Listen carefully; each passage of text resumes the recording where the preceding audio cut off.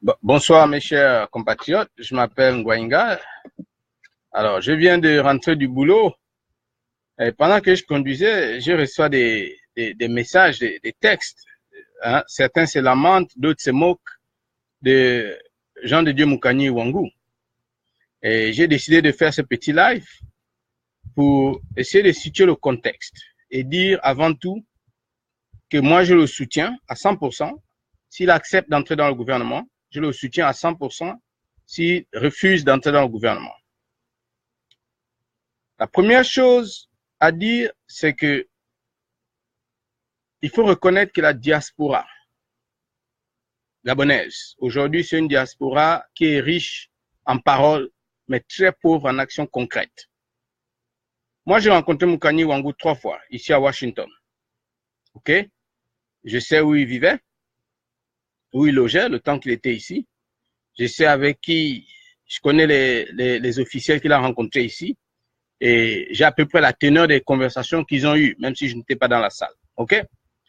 C'est un monsieur en qui je donne toute ma confiance, à 100%. OK?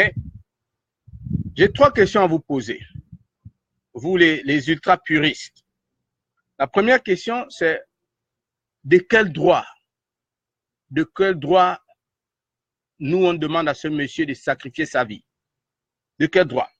OK?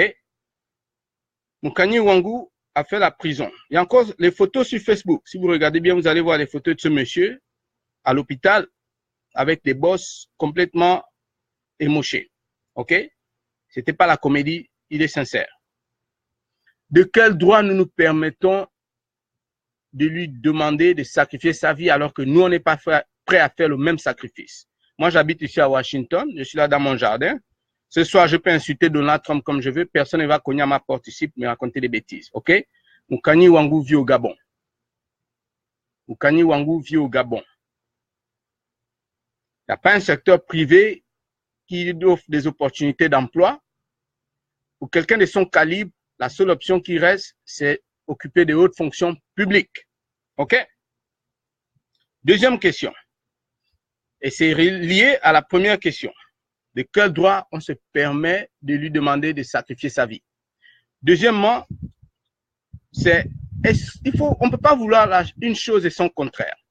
Est-ce qu'on veut que la République soit entre les mains des gens incompétents, OK, les amis, les boyfriends et autres, ou on veut que la République soit entre les mains des gens qui sont capables d'assumer ces fonctions-là? Des gens qui ont une intégrité morale, des gens qui ont un calibre intellectuel, des gens qui ont une présence. Quand ils entrent dans une salle, on sait que quelqu'un est entré. OK? Moukani Ouangou remplit tous ces critères. De quel droit on se permet de lui dire qu'il ne doit pas accepter cette nomination? OK? Parce que accepter, c'est reconnaître que Bongo est président. OK. Bon. Bongo n'est pas président. OK. Si le conseil des ministres, là, qui va signer les documents, là? C'est nous? C'est moi, Ngwainga, je vais signer ça pour nommer les ministres, ou c'est Bongo? Qui prend la dette au nom du Gabon? La dette que nos enfants, nos petits-enfants vont payer. Qui prend la dette? C'est moi, Ngwainga, ou c'est Bongo? Vous allez nier ça jusqu'à quand? Vous allez nier ça jusqu'à quand? OK? Bongo is in charge. Bongo est à la tête de ce pays.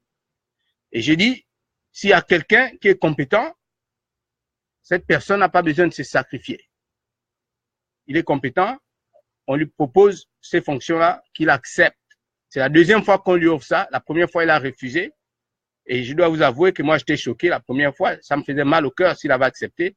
Et je suis reconnaissant qu'il s'est sacrifié. Mais on ne va pas lui demander d'être notre agneau sacrificiel toute la vie. OK? Si vous vous souvenez de 2016, les gens que nous avons portés devant, hein, on ne va pas citer les noms, mais les gens que nous avons portés devant, quel est leur mérite, honnêtement, comparé à Moukani Ouangou?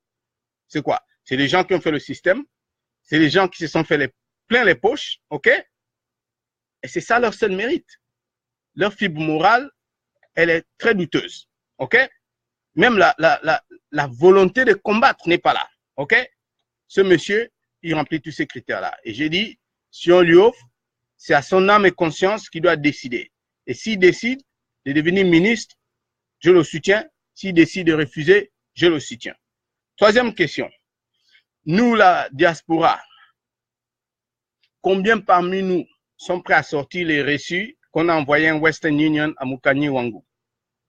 Combien parmi nous savent même s'il est marié, s'il a des enfants? Combien parmi nous savent c'est quand l'anniversaire de ses enfants? Ils ont quel âge, ces enfants? Qu'est-ce qu'on a fait? Quel projet on a mis sur la table? On a dit ce monsieur sera in charge.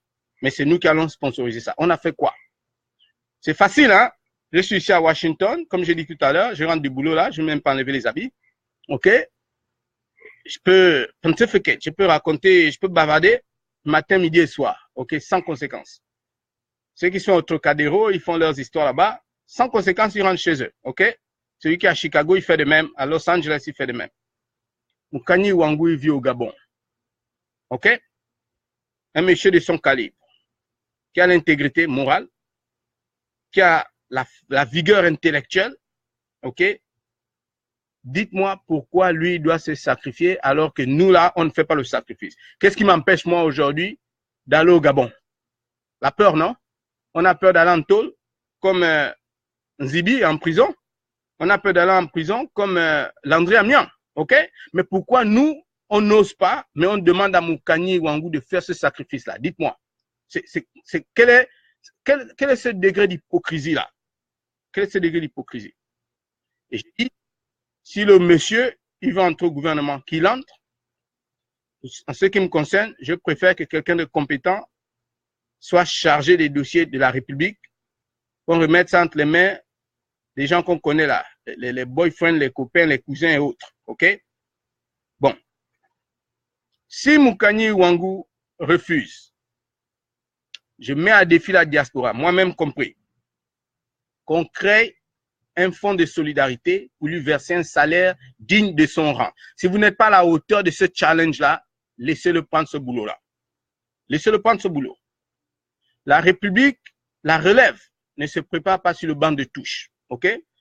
Quand vous avez une équipe de football, l'équipe A, c'est les gars qui jouent tout le temps. Il y a une équipe B, mais de temps en temps, le coach prend les gens de l'équipe B pour les mettre sur le terrain. Parce que ce n'est pas en observant les autres que vous allez comprendre les rouages de ce métier-là.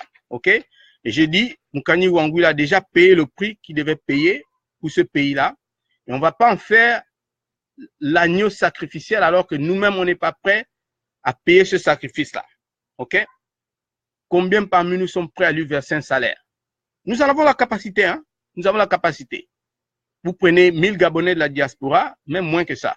Chacun donne 100 €, chacun donne 200 $, on lui verse un salaire qui est correct. OK? Combien l'ont fait? Moi-même, j'ai fait ça, je n'ai pas fait. Vous l'avez fait ça, vous n'avez pas fait. Pourquoi on lui demande de se sacrifier? De quel droit? De quel droit? Et j'ai dit, je peux prendre un avion aujourd'hui, descendre à Libreville. Pourquoi je ne le fais pas? Je ne vais pas aller en prison. J'ai peur. OK? Vous qui êtes en France, vous avez peur. Pourquoi vous n'allez pas au Gabon? Mais vous demandez à celui qui est au Gabon, qui subit déjà les abus, vous lui demandez de payer de sa vie. De quel droit? De quel droit? OK? Donc, je dis, qui décide en âme et conscience, qui ne se laisse pas intimider par la diaspora qui est riche en paroles, hein, on bavarde beaucoup, on n'a fait aucun projet, un truc même bête comme une bourse. OK? Vous savez combien des enfants au Gabon échouent parce qu'ils n'ont pas l'argent pour aller à l'école? Vous savez? OK? Une petite bourse qui peut faire la différence dans la vie des centaines de Gabonais. Collectivement, là, on peut en faire tellement. Combien on en a fait? 0. OK? Alors, s'il faut citer les noms, je vais citer les noms. Mais on ne va pas aller là-bas. J'ai dit, Mukani Wangou, qu'il décide en âme et conscience s'il veut entrer dans le gouvernement, mais qui tienne premièrement compte de sa famille, qui parle avec madame, qui parle avec les gens proches. S'ils sont en faveur, qu'il entre. S'ils ne sont pas en faveur, qu'ils n'entrent pas. Mais vous là, fermez vos bouches.